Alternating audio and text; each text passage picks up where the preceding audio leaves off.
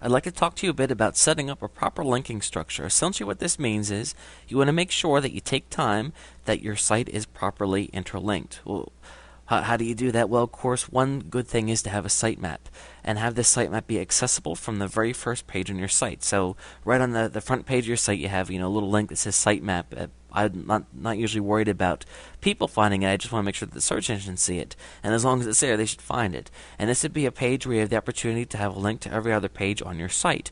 We want to make sure that when the search engines come looking at our site, they can find every single page that we have because, of course, they're all very important. I also want to make sure that pages that I deem even more important are highlighted more on my site. So if I have a couple pages that are the most important, maybe I'll have them in a column on the right-hand side. Another thing you can do is you can there are tools, there are scripts that you can have that will rotate links that are on, maybe in a column where it would be like recent pages on the site or today's page of the day. Essentially, what we want to do is we want to be, let's say you have 100 pages on your website.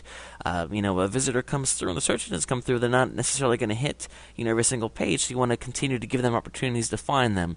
If you're using a blog, there's a thing called a related post plugin that you can have that's automatically, when you write one post that's about one thing, it's going to look at your other posts, and if it finds one that's related, it's going to have that one appear there as well. So again, if you're writing a page on about dog barking, and you have another page that's about that, at the end of that page has something like, you might also be interested in learning about this, and then have a link to, other related content on your site.